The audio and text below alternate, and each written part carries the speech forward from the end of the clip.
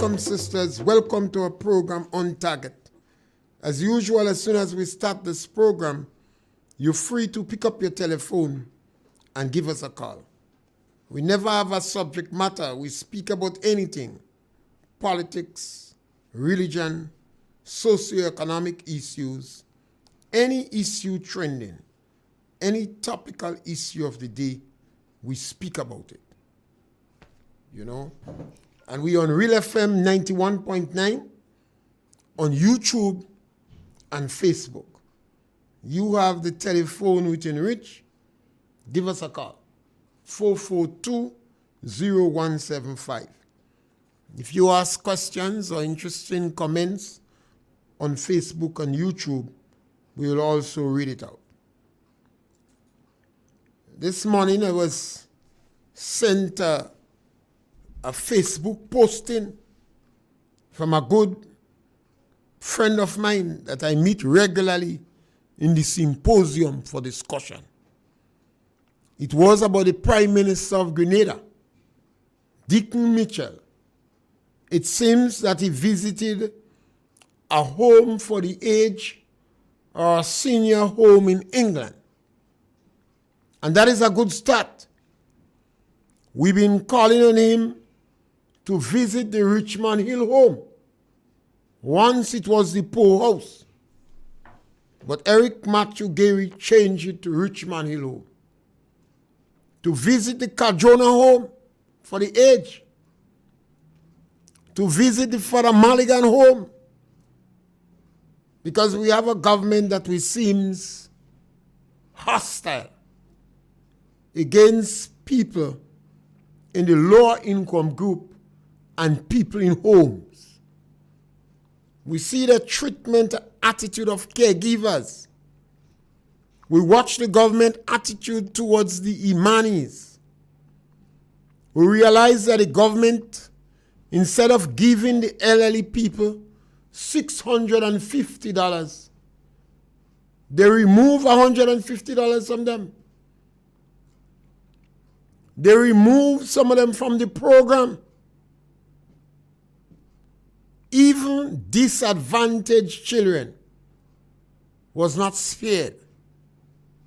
So we come to the conclusion that these 9 members of parliament and those who lead in the government are vultures. They prey on the weak. They prey on the elderly, the sick, the disadvantaged. When you have people have to call on a radio program and say what sickness they have and justify 9 years I'm on the program and the government removed me and look at my condition and other elements and mouthpiece of the National Democratic Congress dispute how authentic these people are, and they give their telephone number for the home and beg them to investigate the case. How cold we are. After they investigate the case, the comment from the investigating officer, there are people worse than you, that is removed. Now, when you listen to the government themselves, the Prime Minister, the Minister of Finance, and most explicit, Brother Lennox Andrew, the government is doing well. They're collecting more money from the CBI program, selling passports, than what they projected. They're collecting more money in tax and revenues than what they projected. They're getting more assistance in aid than what they projected. They have enough money to meet the current expenditure, salaries and pension, etc., and to pay all the debt, and to meet capital expenditure, and they have a lot of money remain. You heard it loud and clear from what we might consider a senior member of the National Democratic Congress. So I've always said they have not given, and it doesn't seem that they could give economic explanation for removing the money from these people, the elderly and the disadvantaged. We were not able to convince the moderate, supportive members of the National Democratic Congress to urge these vultures to have compassion. Maybe we have to address our questions and our issues more to the people in the diaspora. Because this group of people want to live lavish lifestyle.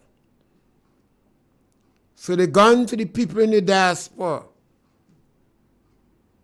Party regularly. Nice living. Plenty food. Plenty liquor. Expensive clothes. But it seems that some of the people in the diaspora invited the Prime Minister to visit senior citizens, to visit the elderly. He wasn't able to visit them in Grenada. But when he returned from his galas, now that he had visited the elderly and senior citizens in England, he might have enough gumption and stomach to visit those in the Richmond Hill home. Perhaps that is the biggest home in Grenada, the Richmond Hill home. For him to go and visit them there. Because you see, these people are not very sensitive to the elderly and disadvantaged people. Yes, caller, welcome. Hello, morning. Yes, caller, welcome. Hello, good morning, Mr. We lost that caller. So maybe you... Yeah? Yes, caller? Yes, I'm there. Caller, we're not hearing you, so you have to put your phone near your mouth. You have to cut down the radio in the background. Okay. You have to speak up for us to hear you. Okay, you hearing me now? You hearing me now, Claire? Yes. Yes. I want to get Master Call. You're gone again. You're not... I want to get Master Call numbers, please. I want to give him a call. We can, if we cannot hear you, that means the public couldn't hear you. I want to get Master Call number, please. Could you give me his number? No, not hearing you, sister. Give us a call again. Try and see if you could call again. Okay, go right ahead. You hearing me now? Yes, yeah. Yes, Mr. P. I want to get Master Call number, please. I want to talk to him off the air. Oh, Master Call? Yes. All right, so how would you communicate with him? Give me his number, please. I can't give him your number. Maybe if you call after the program finish, we could communicate with you. I don't have authority to give you his number, and he's not here with me today. Oh, he's not here with you. So what you could do is to call me after the program, Okay. and then we're going to take your number and we're going to send it for him, Okay, Mr. or vice versa. All right. Thank you.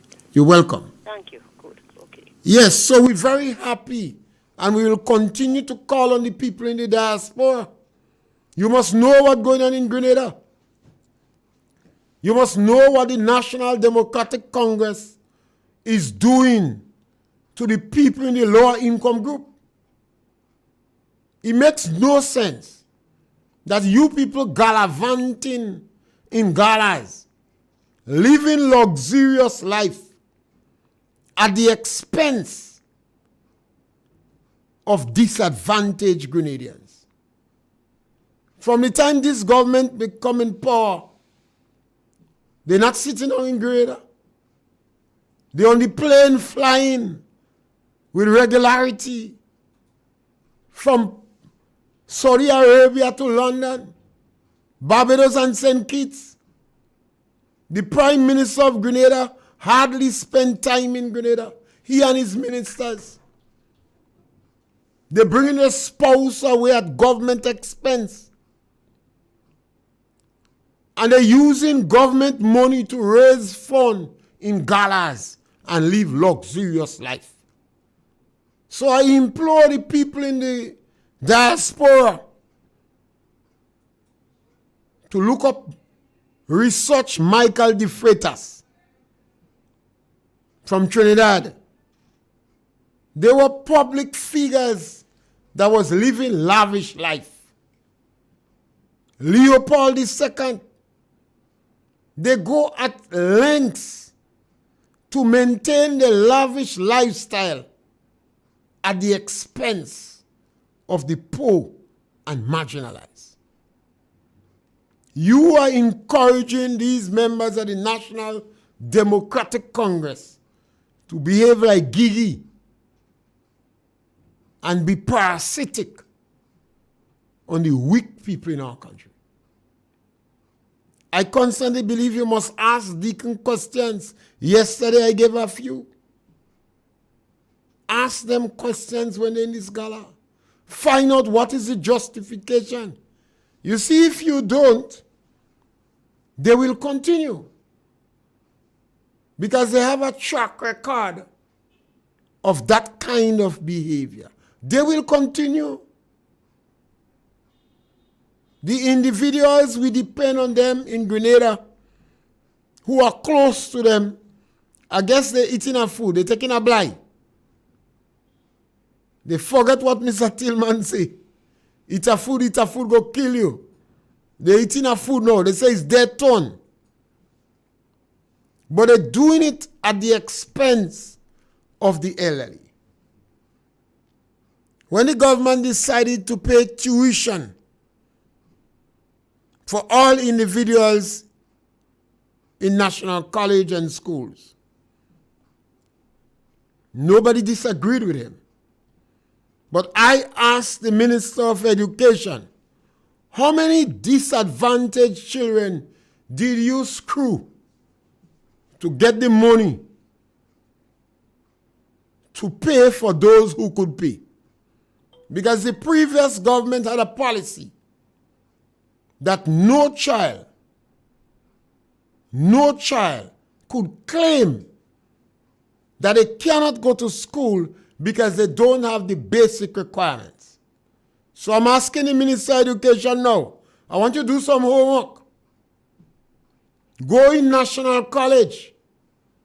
Find out how many children drop out from National College and investigate them. Mr. Minister of Education, go in National College. Find out how many people drop out from National College and investigate them. And you're going to find out those that drop out because they don't have money to pay. You screw them, sir. You disadvantage them. And the rippling effects that will take place. They don't have money to continue the national college education. I can't tell you who it is. Because it might go wrong. Afraid MIT. Afraid the Ministry of Victimization. That ministry is set up to intimidate and to victimize people. So I can't give you more information. Go to National College. That's supposed to be easy.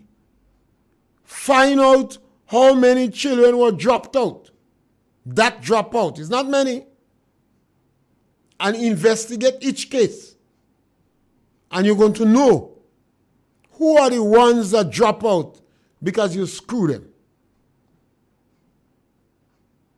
You know, when I see these things, it saddens my heart, you know. I always say to people, we're looking for the enemy outside. I don't know if it's Kenneth Kaunda or one of them that told Maurice Bishop, your enemies is not outside, it is in your footstool. The revolution is like a serpent. It eats its children. Maurice Bishop never played it again on the radio. But there are a number of Grenadians who learned the whole speech. In the same way, our enemies are not from the United States of America. We like to blame America. But our enemies are not there. We like to blame neo-capitalism and capitalism and imperialism. But they are not our enemies. Our enemies are our own people. Our own Grenadians who reach in a position, who have the opportunity to make a difference, who got free education. I don't know if it's all, but I believe most of the members of government that have tertiary education got free education. A significant amount of the money that was spent on education was paid for by the government of Grenada. In yesteryear, a lot of people pay their children they pay for the children to study medicine and law and art and engineering. But with the onset of the strong emphasis that Gary put on education, and other governments that come kept up the pace. A lot of Grenadians in the workforce today that have tertiary education, the majority of them, the education was paid for by the government of Grenada, by taxpayers' money. One of the popes advised developing countries, you cannot spend money on tertiary education at the expense of primary and secondary education. Normally, academia do not do justice to raising the bar on the block. They don't come back and help the people. In Ticolo, they have one dentist. Ticolo people like to talk about, one dentist. But she wouldn't come back and help them.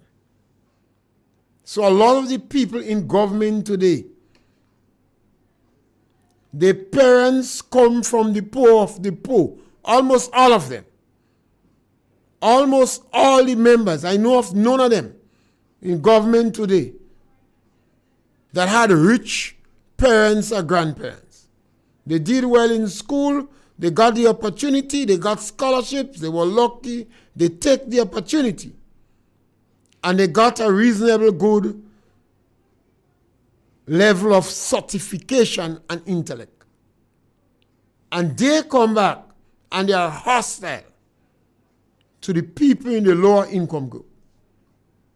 So I'm happy that the people from the diaspora guided Deacon to visit a senior people home, poor people home in England.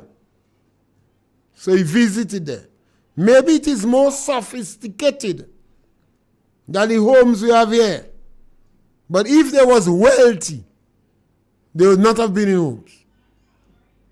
If they had discretionary income, they would not have been in homes. They would have been able to hire a nurse and doctor to take care of them. So it's poor people home he visited. The vulnerable homes he visited in England. So when he come back here, he get practice. He start to get practice. Go and visit the rich man hill home. You need to be a man with compassion. You need to be more sensitive to the cries of our people. If we treat the elderly people bad, very soon we will be in the same position. And we too will be treated very badly. I want to ask the people in the social services, There are people in Grenada who have their parents in home and they neglect them. They neglect the parents in the home. Some of the parents had wealth. They had a piece of land. Because Grenada have the most land owners in the region. So some of them had a little piece of land and a house. The children or the guardian who put them in a home and they neglect them. They agree to pay some money to maintain them in a home. They're not paying them. In yesteryear, a lot of the homes are run by volunteers. People volunteer and they go on the home. They're not paid to be on the boats. And they raise funds and assist together with government help and the payment of those who could pay to these homes. And some of them are not paying. They have neglected their people. And I believe the conditions will deteriorate because we have a government in power now that is encouraging that. They're not sensitive to the cries of the elderly. So I'm very happy that Dick Mitchell visited a home in London. The people must hear us in Grenada screaming. And they must guide him and advise him to visit that home. So I do hope that when he returns, he'll have more compassion, able to have more empathy. He'll be more sensitive. He would apologize to our country for the way he treated our people. And I know some of you are asking what he must apologize for. He must apologize for calling people classless. One of the spokespersons for the National Democratic Congress described communities in Grenada as classless. No member of the NDC disassociated themselves from that statement. No member. So one have to interpret it that you endorse the statement. Because the individual remain a mouthpiece of yours. I don't know if it's a paid mouthpiece, but it's a mouthpiece that you people identify with. The NDC identify with them. And they call communities classless. They call people nasty people. About 3 ministers was referring to some people as good people in Grenada. So when you start to do that, more and more people is going to treat the poor and the less fortunate badly because they wouldn't see them as good people. They go see them as nasty people and classless people. So I think, Dick Mitchell, you need to correct that. Yes, caller, welcome. Yeah, Mr. Pierre. Yeah. Yeah, Mr. Pierre. The radio in the background. It seems like you guys are gonna get the 150 after all. The radio in the background, you have to take it out. I think you guys are gonna get the 150 after all now. The people in England say to give it? No, this morning, one of the guys who went to England with him said he's thinking about it in the budget. He's going to tell them in the budget. Well, he promised them $650. All right, you might get that too. Who knows? And he lied to them. So he should apologize. You got to apologize. They're getting the money. So he should. You see. Be happy. You see. No. There's nothing to be happy about if you lie to people and rob because people. Because you guys who put it in, you guys didn't put it in the budget. You supposed to take it and you never did. What the government did was to deceive and lie for people. And it's not the first time they did that. He didn't lie. He's going to give it. No. So what's lying about? Caller. You guys didn't take it out. Hold on, I got to go. I got to my money finished on the phone. Okay. All right. Caller, let us get it right. The government told lies. And if you take issue with me, so let's correct it. In 2008, the government brought an elderly man on radio and television, on social media, saying they're gonna give $450. They paraded this elderly man, and I believe the man was from Sotes. When they come in power, instead of giving the money, what the government did was start to remove people from the program. Yes, caller, welcome. Mr. Pierre, good afternoon. Yes, my brother. I had a conversation this morning where the Prime Minister said that we could take the electricity trucks that they use for planting poles and so to go and pick mango. That the one with the bucket? Yeah, to go and pick mango for. That is an old statement he made during campaigning. I don't know when he make it, but he make that during the campaign. But I mean, whether he made it in the campaign or he made it last night, is that how much feasible that is? Now you know that dirty thing. Where the person's lands are, can these trucks and them go there? And do you have the room to put these things on them? But you know that is a dirty statement. I mean, come on, the Prime Minister is asking those questions. If it's rocky science to do that, are we? Well, I mean, if you're thinking of agriculture developing, how could the Prime Minister think of the electricity trucks for that?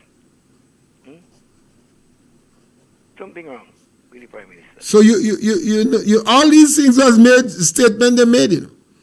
They go use the bucket trucks. I don't know what name they call them, bucket trucks or what, to go and pick mango. Yeah. Some of the mango over the road have to be cut down.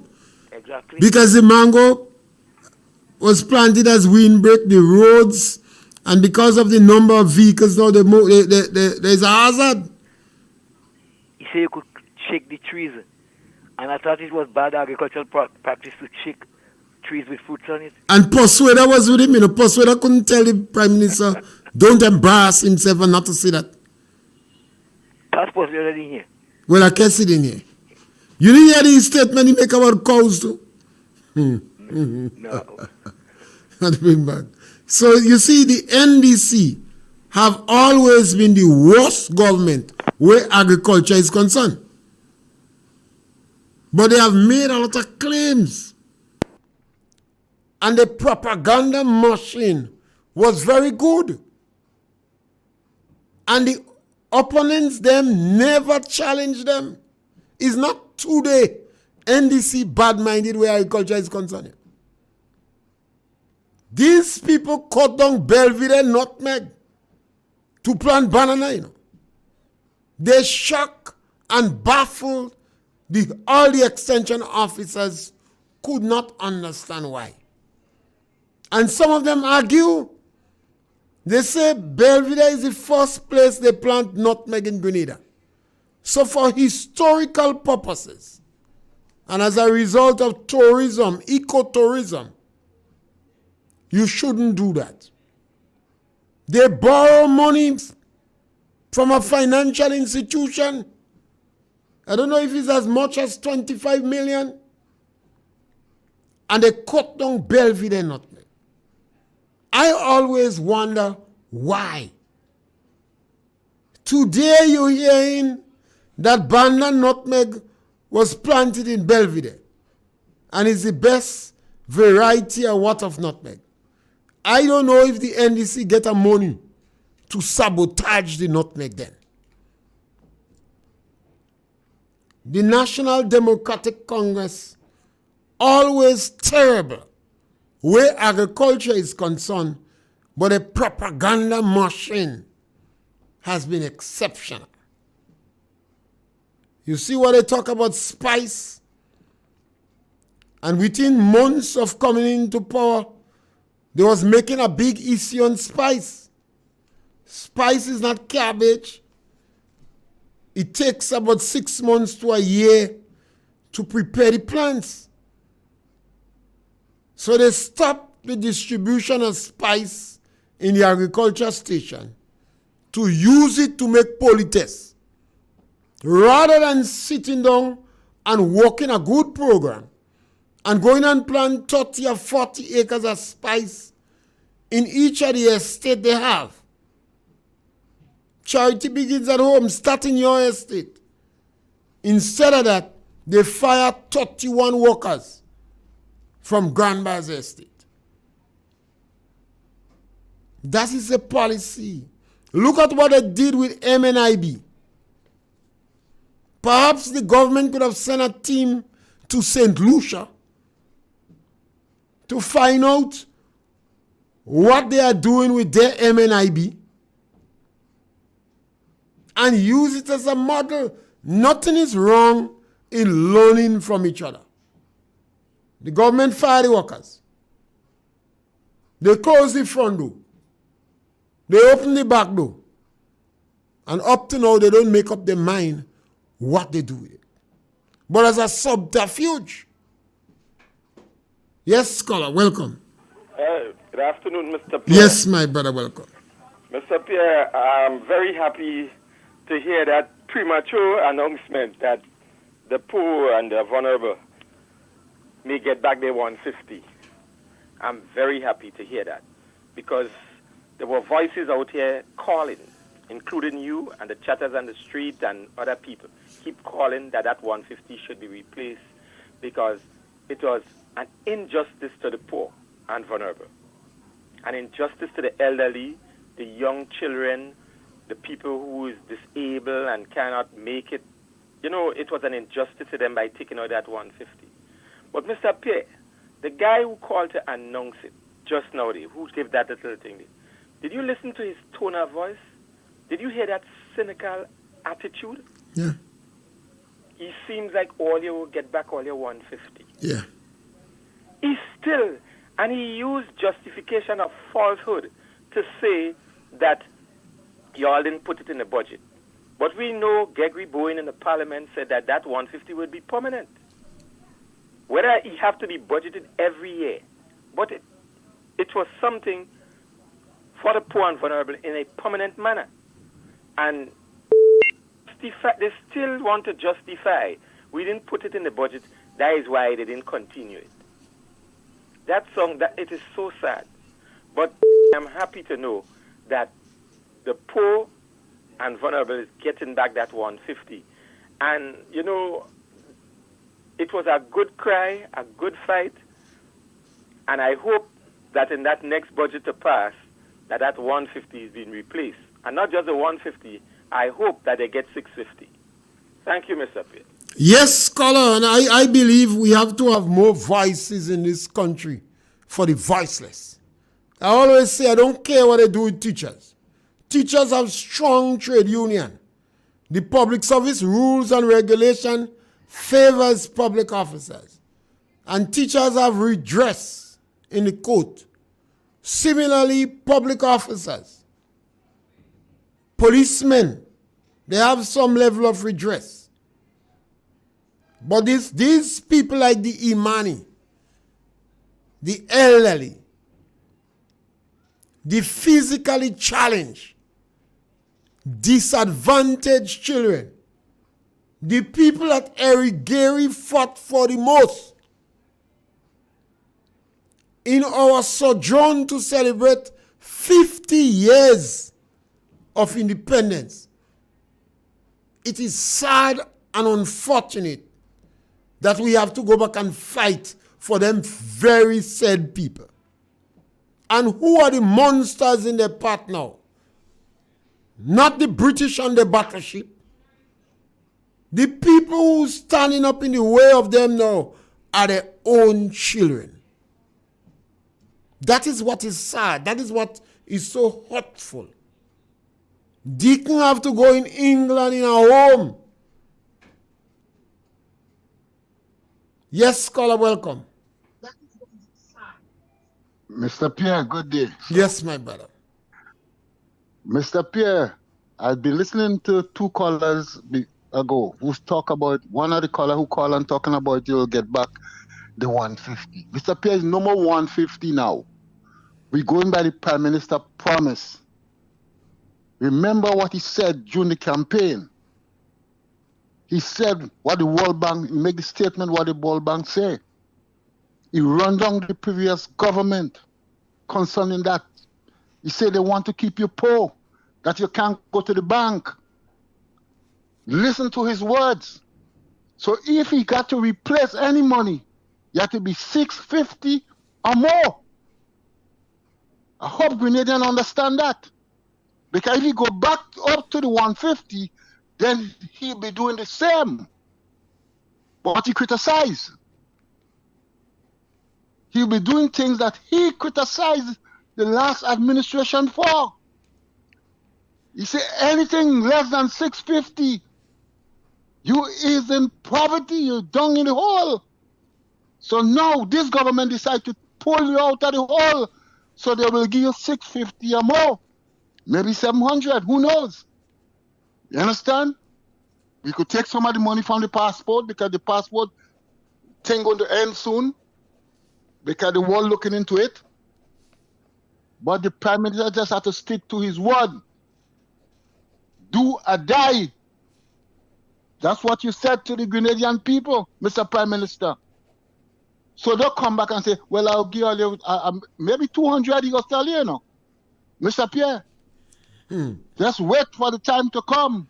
Let we listen to that budget before we start spilling our guts. Have a good day, Mr. Pierre. Yes, and you know what is so sad about this? Every time I watch 9 of them, I only see them with contempt. Sheer contempt. The number of people they are showing out of the program. Yes, caller, welcome.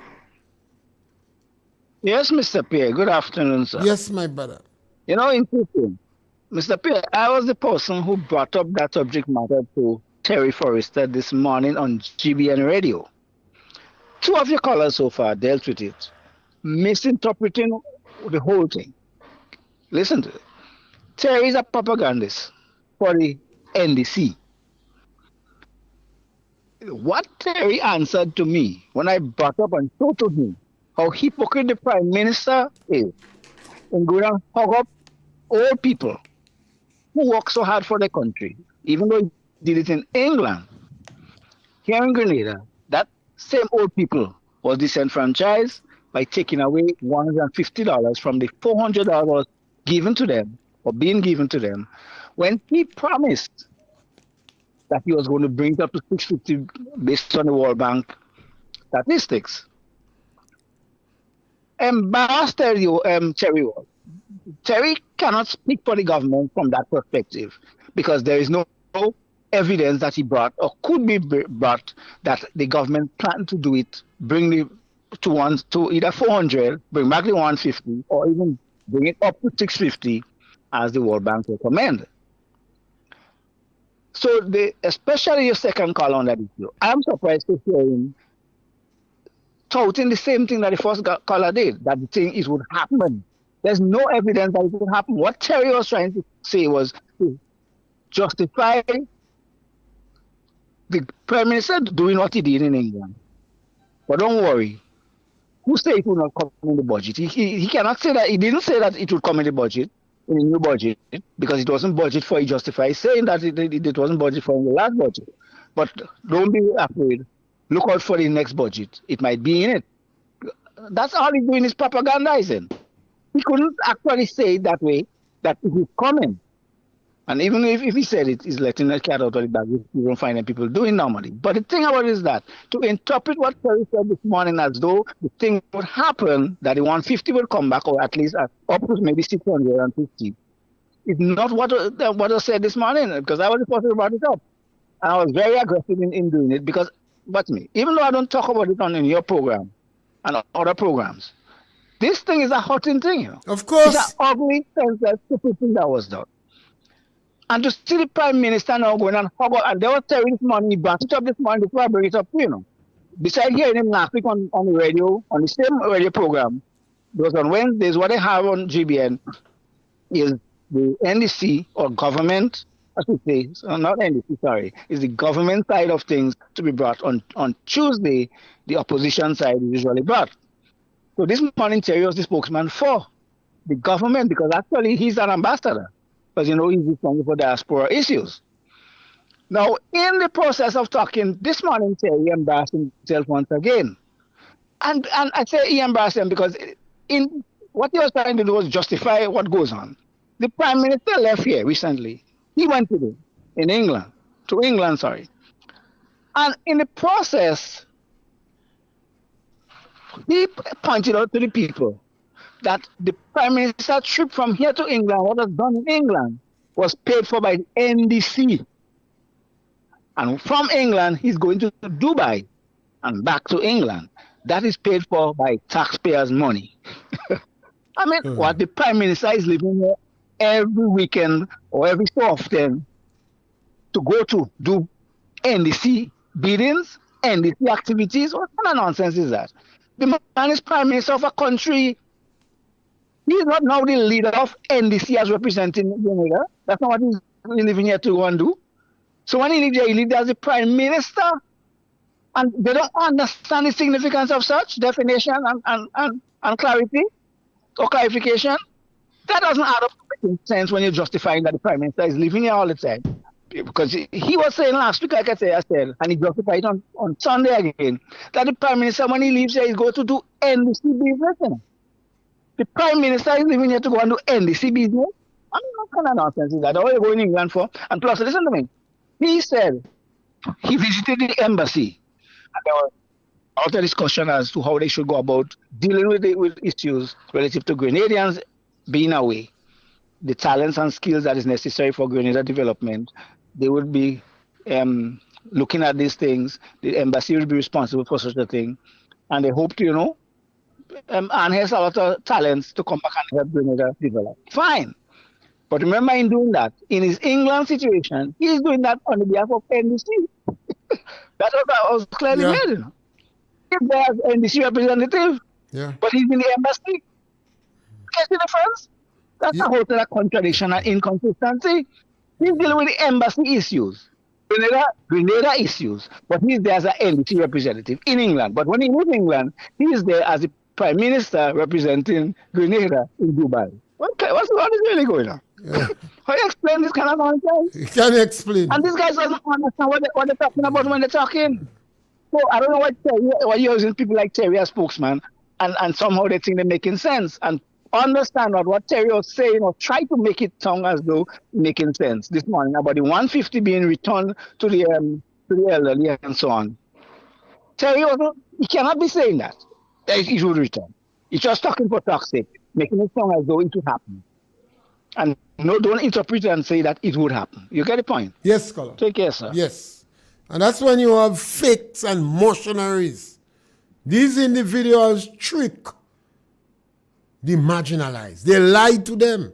The government could have said, as part of our policy, more and more people will have to fend for themselves. But they lie to the most vulnerable people in the country. The National Democratic Congress sat down and planned lies. They manufacture lies. So now that you're asking them questions, it's difficult for them. A bunch of fakes. And that's why we appeal to the people in the diaspora. You too must come back in Grenada and walk with your head high. The actions that this government take every day. Yes, caller, welcome. Yeah, well, when they get that 650, they're going to come over to our side. You know that, right? Yes, caller. When they get 650, they're going to turn NDC. Well, that is good. Nothing is wrong with them. But you don't have to screw them. They're your own people. That is elderly people that who have walked the life. That is poor people. I mean, that is why I don't care about reparation. I say that on many occasions. If the Caribbean and African countries get money from the previous people who held slaves and the imperial power, albeit that's all right. If manna fall from the sky, that's all right. But I don't care one hoot about reparation. because black people sold us in slavery. We selected a group of people in our country that are vultures. They are parasites on the low-income group. They prey on the disadvantaged. Yes, caller, welcome. Good afternoon, Mr. Pierre. Yes, caller, welcome. I'm calling from England. He figure all Grenadians stupid because if they give them back 150, they go turn NDC. But nothing's wrong with that. Give them back the 650. Tell him he has the wrong concept. Because the way he's getting on there, like he's telling everybody stupid in this country. Well, they call you nasty people, classless people. What more you want? They stay in England and talk his stupidness. Tell him to come back in Grenada. And, well, he can't come back because he went up with a passport. He went up in the days of the banana boat. So tell him keep himself quiet. The diaspora, the government believe the National Democratic Congress is not an inclusive government. I don't know when some people go understand that. The opposition leader said publicly that the NDC is not an inclusive government. They don't come from me. If I say government could ignore me, but not the opposition leader. Yes, caller, welcome. Hello, tell them say they give us $1,000, they're changing us. Yes, scholar. So what has happened is the NDC always believe they are the smartest, brightest people in the country. They could speak English the best. Yes, caller, go ahead. Yes, Mr. Peck, good afternoon. Good day. Tell the caller, we're not on the ground and we tongue go dragging. We're not stupid. Yes, well, the National Democratic Congress have used quite a lot of dismissive language to describe our people. A lot of dismissive and disparaging and unfortunate language, from needy and greedy to nasty people to classless people. So they don't think much of people who owning under $3,000. These are the people in the lower income group. The houses that was made for these people, the people in the lower income group, the people who is more difficult to access loans from financial institution, the NDC take it away from them. So this is the attitude of the NDC towards you. And I always encourage people, some members of the National Democratic Congress who take issue with me on that, I say play devil's advocate and speak to them. And you go hear they calling you traitor. Yes, caller, welcome. Yes, Mr. P. Yes. I've been agonizing over that statement that you repeat a whole lot, but when you hear the tape itself, that when he was interviewed, the Prime Minister I'm talking about, when he was interviewed after he became Prime Minister, and asked a question that he should answer 5 things that he planned, or that we should expect to see to develop the country, I say. He, instead of answering the 5 or so issues that he could bring up or show people how he could develop the country, or that would make sense for the development of the country, his answer to the question was, we campaign on transformation, but it's not so much transformation, it is restorative justice. Which simply says, I don't know if people understand the significance of that statement, you know. That whole thing that you're talking about, you heard there about transformation of the country. That was never in our mind. That's what he's saying, you know. That was never in my mind, at least. It was never in my mind. I never expected a plan on that. What I really planned on was restorative justice, which is not even defined yet. But restorative justice could never be the same as transformation. Transformation could be interpreted as making things better. Doing things so that you have a solid base and foundation for development and so on. And the development process will be transforming the country. Transformation is a plain and straightforward thing.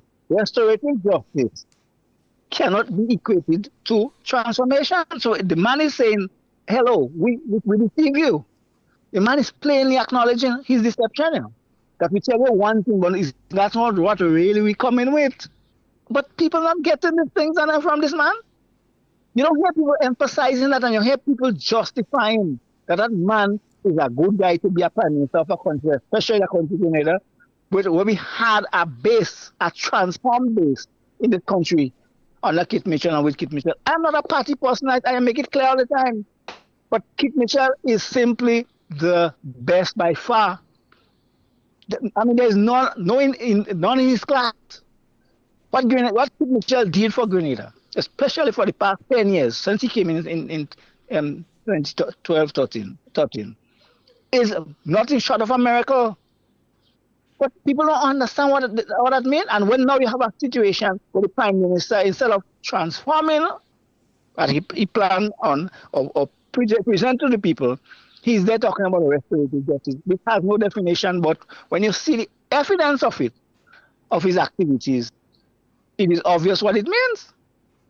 You have endless people going home just because they say a word. You have Dr. Panchu was fired. Dr. Panchu was the first person who started bringing up to the public, along with Godfrey on GBN radio on Wednesday night, pointing out to the people the amount of people that got fired in Carriacou and other parts of the country that wrote or met them, Dr. Pancho, and speak to him. He got fired. Soon after he got fired, the Prime Minister went to the United Nations and tell people, Dr. Pancho is a psychologist, who is there to counsel people and help people to balance their mental state. The man was fired, and just after that, the Prime Minister went in the United Nations and tell the people that he concerned about the mental well-being of Grenadian people. Excuse me? I tell you, the man is a fake. Was not a fake man. That man is evil. I say it all the time. I have no apology to make to people. That man is evil. He plans lies just like the devil. He plans to deceive just the same way the devil does it. Take care, sir. Yes, it is sad and it's unfortunate. We have a long history. We had Eric Gary, we know the excesses of Eric Gary. We had the revolution, we knew what going on in the revolution. We had a number of the government that come after that try to get it right.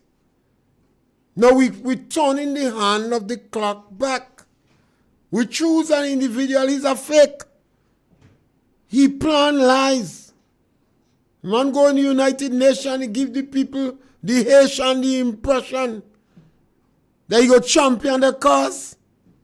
2 days after to change him out, the Prime Minister is traveling as if he's a pilot. Now we gone to galas after galas after galas, where we must address our questions to the people in the galas. If you don't believe what we're saying, ask the Prime Minister. Ask them. Ask him why the latest one we're releasing. Why is it to remove pay from the money? All and sundry in Grenada should know that the National Democratic Congress have attacked, deceived, and lied to the people in that program from day one. Now they start removing money from them. How could a government be so low? The government removed $10 from road workers in the 2008-2013 period. Now if the government continue on that trajectory, you're going to bring the economy back in free fall. And you will be selling government property to meet current expenditure. The government have no scruple where honesty is to concern. It's a dishonest group of people. They want to justify that they're correct. For several members of the executive to be involved in selling passports. After they tell lies to the Grenadian people and say over 1,600 people volunteer to serve on boards. I understand it's about 50 they have circulating. Some of them on several boards. And they're making committees, just a few. But I want to ask the Independence Committee, the committee you set up, the Heroes Committee, to celebrate the 50 years. I want to ask you to investigate the Angola option. Because since you claim that nothing was done post-83, and you believe that all development took place in Grenada between 79 and 83, we want you to tell the public what you understand by the Angola option. We want you to investigate the death in Bodgrove. That's important.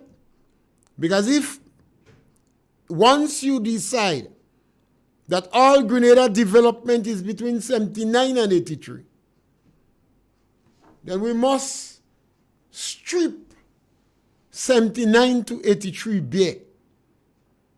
Some of the activities that took place, what went on between Maurice Bishop and Desmond Trotter, because Bishop turned against the Rasta with a vengeance.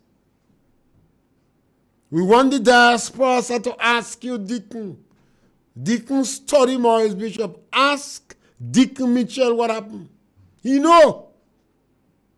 So the people in the diaspora, some of the Grenadian communists in the diaspora, ask them too, they know. They was involved, they know. They know about the Angola option. They know about the woman in Bodgrove that was murdered. They know about the castration in La Poterie. They know about the target practice on Mikey Foot. They know.